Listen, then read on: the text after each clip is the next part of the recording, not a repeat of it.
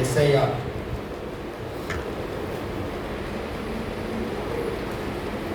14வது அதிகாரம் यशाया 14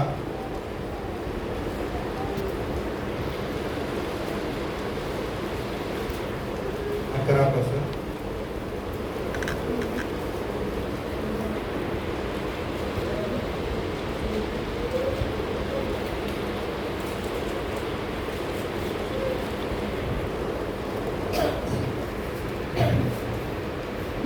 यशाया 14वा अध्याय 11वा वचनापासून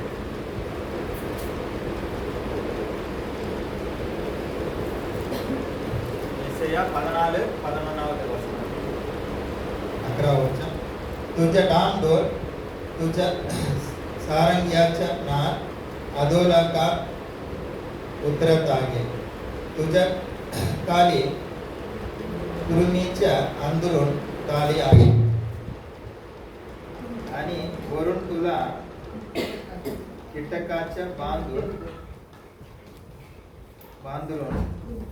झालं आहे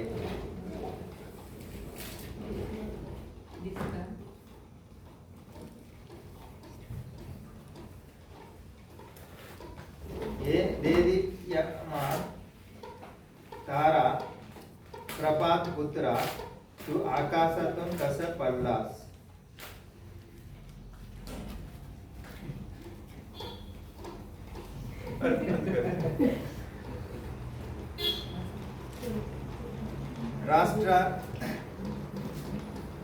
राष्ट्रात डोल विणारा तुला धुळीत कसं टाकिले हालेलुया इकडे बघितलं तर सैतानाविषयी लुसिफर विषयी लिहिलेला आहे सर्व आराधना सर्व दूतांमध्ये श्रेष्ठ आणि उंच असं लुसिफरला देवाने ठेवलं होतं हालेलुया लुसिफरला देवाने खूप सुंदर असं बनवलेलं होतं आणि सर्व आराधना करणाऱ्यामध्ये लीडर असं त्यांना ठेवलं होतं सर्व देवदूतापेक्षा त्याला श्रेष्ठ असं ठेवलं होतं हालेलुया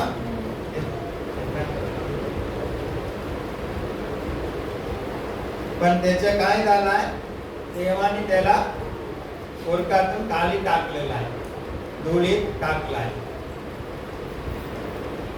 जो तू आपल्या मनात म्हणलास हालेलुया सैतानाने मनामध्ये म्हटलाय मी आकाशात छेडेन देवाच्या तारंगणातून माझे सिंहासन उच्च करेन उत्तर भागातील देवसभेच्या पर्वतावर मी विराजमान होईल हालेलुया आकाश पृथ्वी परमेश्वर निर्माण केलाय आकाश पृथ्वीमध्ये सर्व नावापेक्षा श्रेष्ठ नाव येशूचं नाव आहे सर्व मान मर्यादा गौरव सन्मानासाठी योग्य परमेश्वर आहे हे कोणाचा आहे मान मर्यादा गौरव सन्मान परमेश्वराचा आहे पण त्याला कोण घेण्यासाठी प्रयत्न करत होतं विचार केलं होतं सैतान स्वतःला घेण्यासाठी स्वतःला देवापेक्षा उंच करण्यासाठी त्यांनी विचार केला काल प्रयत्न नाही विचार केला त्यांनी हालेलुया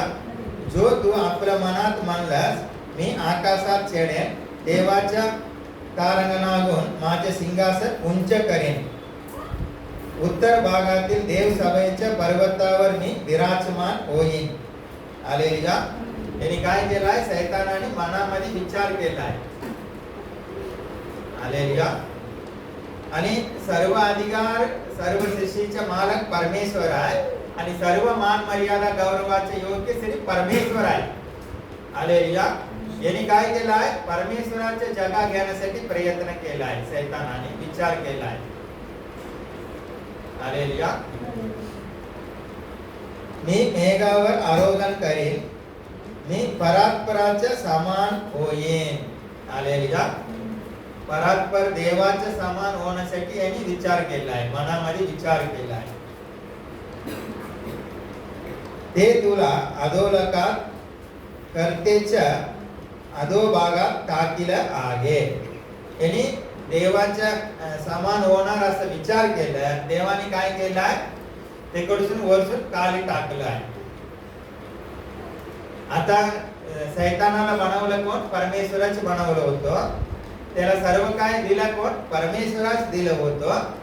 त्याला सर्वांपेक्षा श्रेष्ठ असं ते जगामध्ये ठेवलं कोण? परमेश्वरच ठेवलं होतं.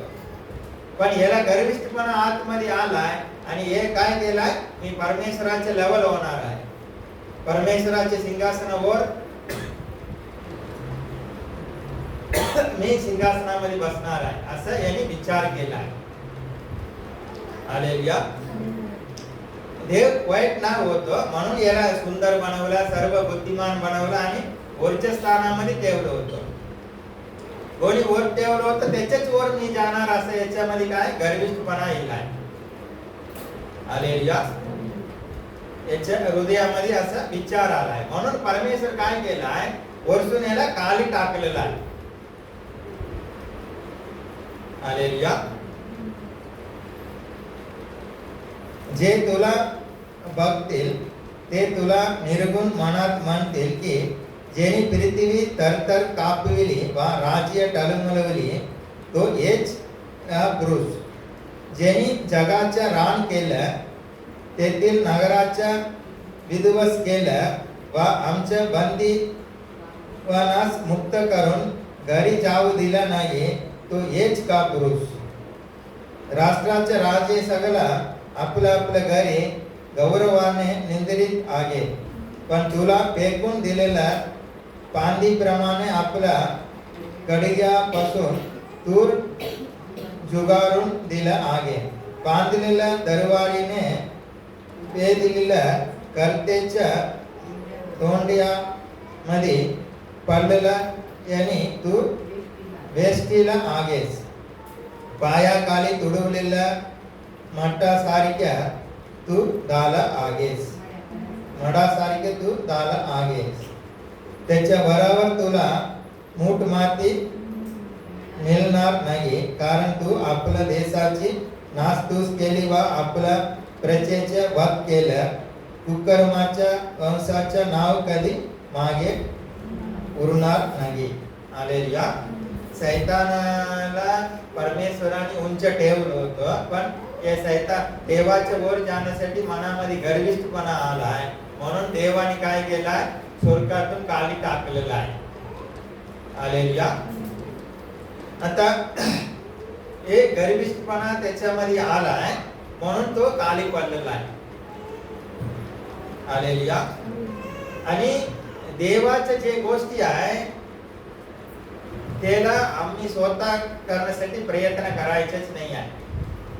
मान मर्यादा गौरव सन्मान आराधना स्तुतीचे योग्य कोण आहे? परमेश्वर आहे.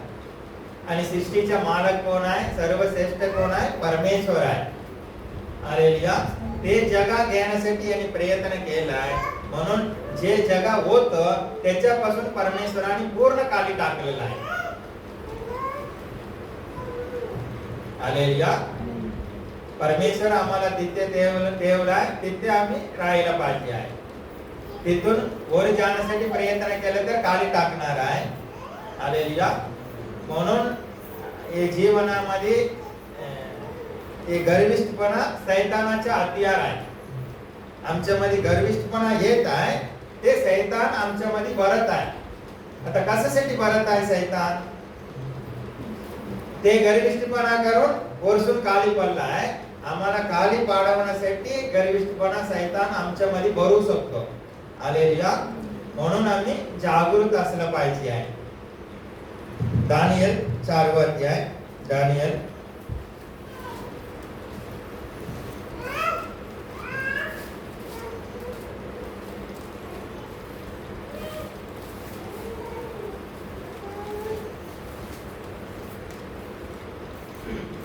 त्याच्यानंतरच काढत जाऊ.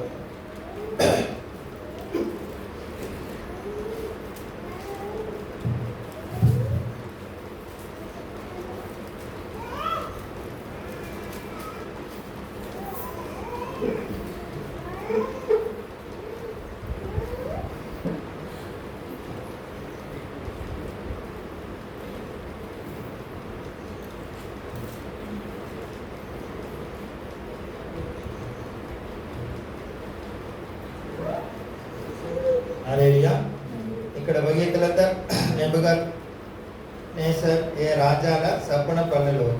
हालेलुया. ते स्वप्नाच्या उद्गडा कोणी सांगू शकलं नाही आहे, म्हणून दानिएलला त्याच्याकडे आणलं गेलं आहे. हालेलुया. 20वा वचनातून वाचूया. 4वा अध्याय 20वा वचन. तू विरच पाहिले, तो वाढून मजबूत झाला, त्याची उंची गगनास पोचली, तो सगळ्या पृथ्वीला दिसू लागले. त्याची पाने सुंदर होती, तेवर फळे विपुल असून सर्वांस खावायला पुरेशी होती. त्याच्या खाली वनपशु रागत होते व त्याच्या शाखात अंतराळातील पक्षी वस्ती करीत होते. हे राजा, तो विरच तुझ आगेस, तू वाढून बलवान झाला आहेस.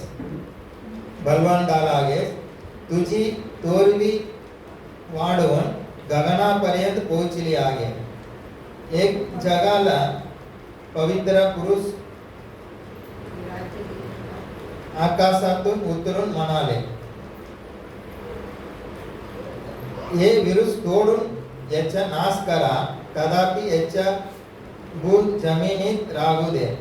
येस लोखंड व पित्तल याच्या पट्ट्याने बांधून रानातल्या कोवळत्या गवतात राहू दे.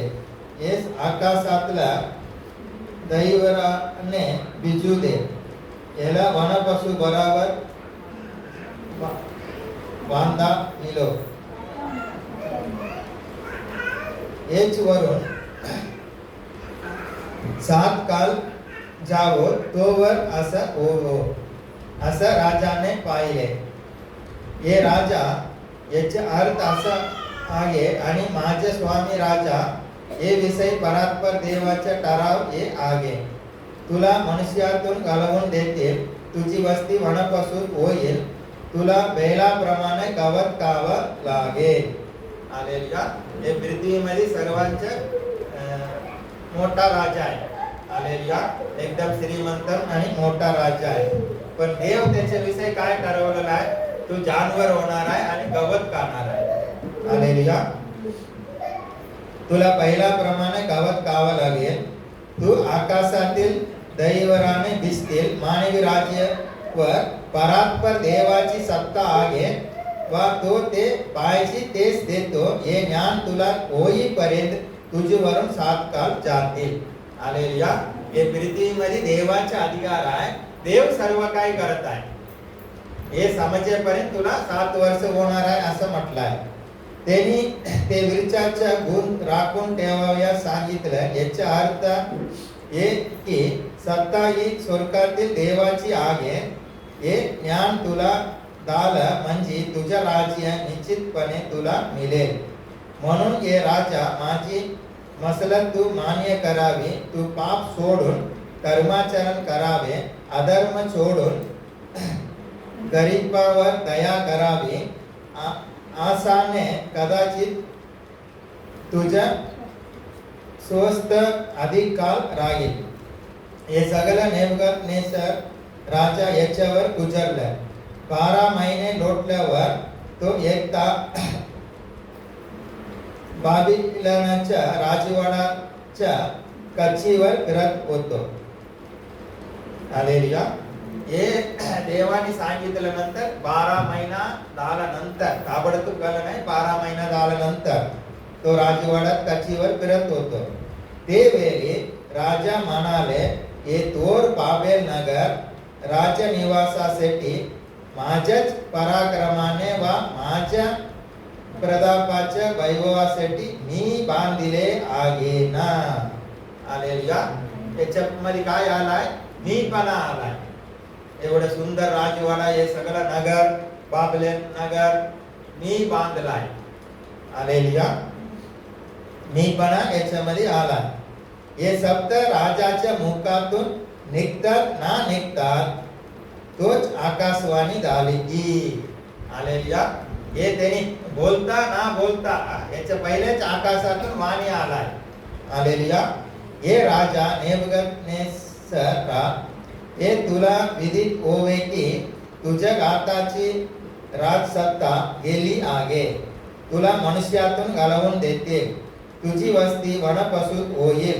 तुला बैलाप्रमाणे गवत खावं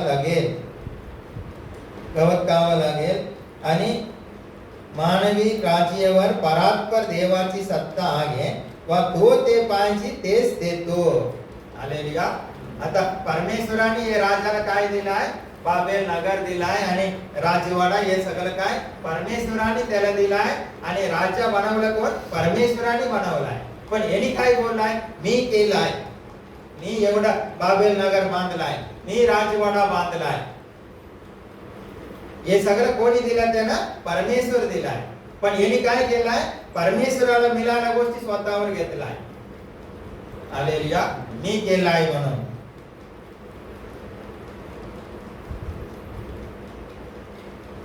परात्पर देवाची सत्ता आहे व तो ते पाहिजे तेच देतो. हे ज्ञान तुला होईपर्यंत तुझीवरून 7 काल जातील. तेच घटकेस हे नेबुकदनेस्सराच्या प्रत्यक्षास झालं. त्याला मनुष्यातून घालवून दिले. ताबडतोब असं काय झालाय? ते मनुष्यातून जानवर झालाय. व तो पहिल्याप्रमाणे गवत खाऊ लागलाय. हालेलुया. मनुष्यातून घालवून दिले व तो पहिल्याप्रमाणे गवत खाऊ लागले. त्याचे शरीर आकाशातल्या दैवराने भिजू लागले.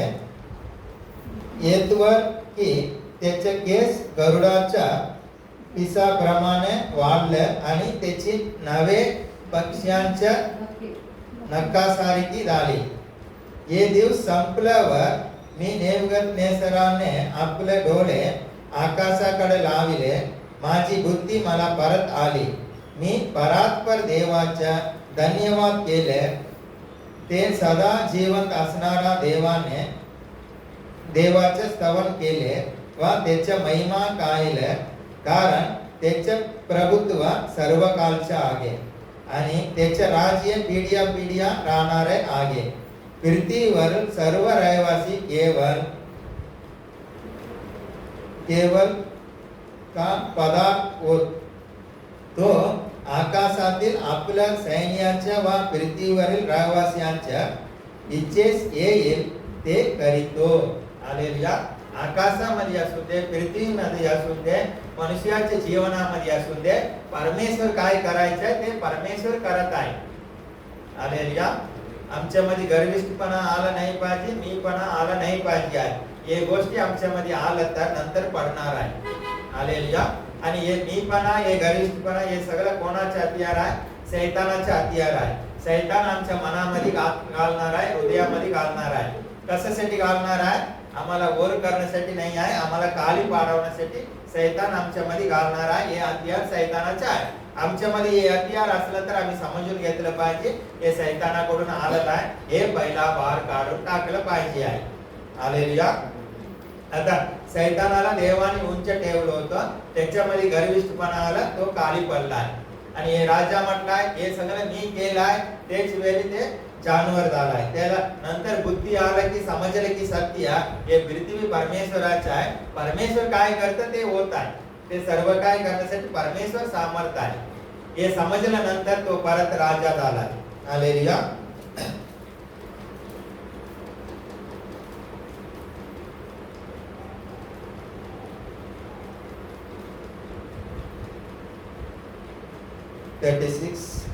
तेच वेळी माझी बुद्धी मला परत आले. माझ्या राज्याचे वैवास्तव मला माझे प्रताप व तेचही मला पुन्हा प्राप्त झाले. माझी मंदिरी व माझे सरदार माझे भेटीस आले. मी आपलं राज्य स्थापित झालो व मला अत्यंत मोठी तोरवी प्राप्त झाली. हालेलुया. हे स्वतः नेबुकदनेस्सर राजा बोलत आहे. परमेश्वर हे सगळं करत आहे म्हणून आम्ही परमेश्वराला मान दिला तर परमेश्वर आम्हाला तिथे परत ठेवणार आहे. ते जगामध्ये आम्हाला टिकवणार आहे. मी केलाय नाहीतर गर्विष्ठपणा मी मोठा आहे म्हणून गर्विष्ठपणा आमच्यामध्ये आहे, आम्ही खाली पडणार आहे. आणि विश्वास ठेवणारा पुढे नाही गेलं पाहिजे हे देवाची शैतानाची इच्छा आहे. आम्ही पुढे नाही गेलं पाहिजे हे सैतानाची इच्छा आहे. सैतान आम्हाला काळी पाडवण्यासाठी प्रयत्न करत असतात आणि सैतान आम्हाला काळी पाडवण्यासाठी हे पण हत्यार वापरू शकतो, मीपणा आणि गर्विष्ठपणा. हालेलुया. हे सैतान आमच्यामध्ये घालू शकतो, ते आम्ही परखून विचार करून ते आमच्या जीवनातून आम्ही काढलं पाहिजे आहे. हालेलुया. पण सैतान बोलताना आम्हाला गोड बोलणार आहे, याच्यामध्येच आम्ही फसलं नाही पाहिजे आहे. हालेलुया. आम्हाला सांगितलं हे बल का तू परमेश्वर सारखे होणार आहे, हे भूगला हा मी परमेश्वर सारखे होणार आहे, बरं झालं चल दे मी गाणार. असंच काहीतरी हे कर तू, असं होणार तसं होणार म्हणून सैतान आम्हाला पण फसवणार आहे.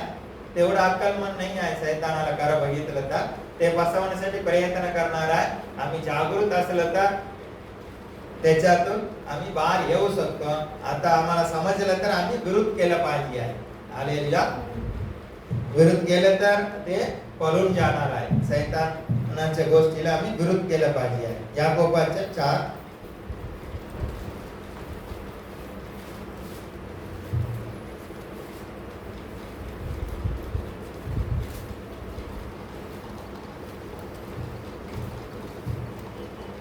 6 वचनापासून, तो अधिक कृपा करीतो म्हणून शास्त्र म्हणतो, देव गर्विष्ठांच्या विरुद्ध करीतो वा लीनावर कृपा करीतो. हालेलुया. म्हणून देवाच्या आधीन व्हा आणि सैतानाला अडवा, म्हणजे तो तुम्हापासून पळून जाईल. देवाजवळ ये, म्हणजे तो तुम्हाजवळ येईल. तो पापी जनो घात निर्बल करा, अगोट दुर्बुद्धीच्या लोकांनो आपली अंधकरणे शुद्ध करा. कष्टी व्हा, शोक करा, रडा, तुमच्या असण्या शोक होवो वा तुमच्या आनंदाच्या पिसात होवो. प्रभू समोर नम्र व्हा, म्हणजे तो तुम्हास उंच करेल. हालेलुया. परमेश्वर आम्हाला निवडला आहे, परमेश्वर आमच्यावर प्रेम करत आहे. परमेश्वरासमोर आम्ही नम्र झाला तर देव आम्हाला उंच करणार आहे. हालेलुया. हे उंच केल्यानंतर तरी पण परत आम्ही नम्रच असलं तर आणि उंच करणार आहे. देव उंच केल्यानंतर आता मी मोठा झालाय सगळं मी विसरून गर्विष्ठपणामध्ये गेलं तर परत देव काळी पाडवणार आहे. हालेलुया.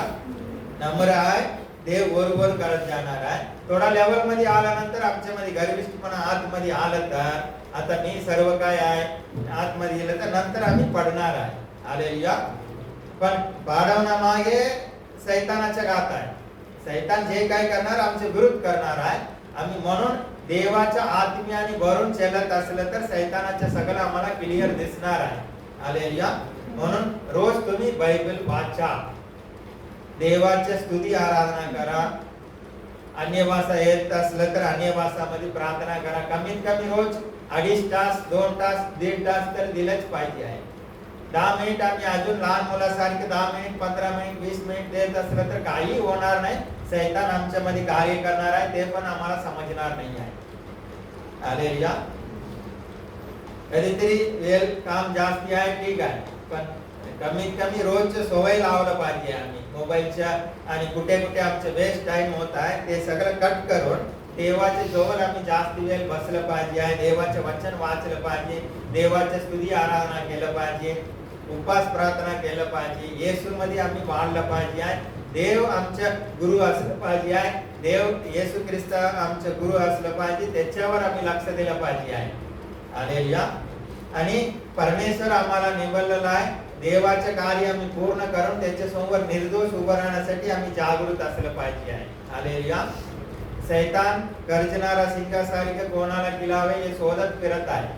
आम्ही प्रार्थना करत नाही, बायबल वाचत नाही आहे, काली रविवारी इकडे गेलं आणि बाकीचे दिवस काही करत नसलं तर सैतान आम्हाला आरामात घेऊन जाणार आहे. याच्या दुःखाची गोष्टी काय आहे, सैतान मला चलवत आहे हे आम्हाला समजणारच नाही आहे.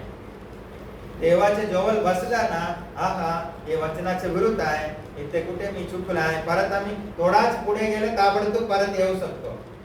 हालेलुया. आणि देवाचे भीती बाळगा लास्ट. आणि काय आहे आता आम्ही व्हॉट्सअप मध्ये मी ऐकवलेलं आहे तुम्हाला गंगा मानेच्या. हालेलुया. देव दया करत आहे, दया करत आहे. आमचे जीवन आम्ही सावरलं पाहिजे आहे. हालेलुया. देव वाईट कोणाचं करणार नाही आहे. देव आमचा पिता आहे, तो आमच्यावर प्रेम करत आहे. सैतानाचं ऐकायचं नाही आहे, देवाचं ऐकायचं, देवाच्या हाताखाली रोवायचं, देवाच्या जवळ जायचं. देव काय म्हणत आहे, आम्ही देवाच्या जवळ गेलं तर देव आमच्या जवळ येणार आहे. जास्तीत जास्त देवाच्या जवळ गेलं, जास्तीत जास्त देव आमच्या जवळ येणार, म्हणजे आम्ही प्रकाशित होणार आहे. हालेलुया. आणि तुमचं टार्गेट नाश होणाऱ्या गोष्टीकडे नसलं पाहिजे आहे, नाश ना होणाऱ्या गोष्टीकडे असलं पाहिजे आहे. हालेलुया. आकाश मंडळात दुरात्मा, सैतान हे सगळं आमच्या विरुद्ध आहे. मनुष्य कोणी आमच्या विरुद्ध नाही आहे. हालेलुया. आमच्या जगांना रक्त मासा बरोबर नाही आहे, दुरात्म्या बरोबर आहे, सैताना बरोबर आहे, अधोलोकाचे दुष्ट आत्मा बरोबर आहे. हालेलुया. परमेश्वर आमच्या बरोबरच आहे. परमेश्वर आम्हाला सोडणार नाही आहे, आमच्या बरोबरच आहे. परमेश्वर आमच्या जीवनामध्ये जे काय करणार चांगल्यासाठीच करणार आहे. हालेलुया. देव तुम्हाला आशीर्वाद करणार.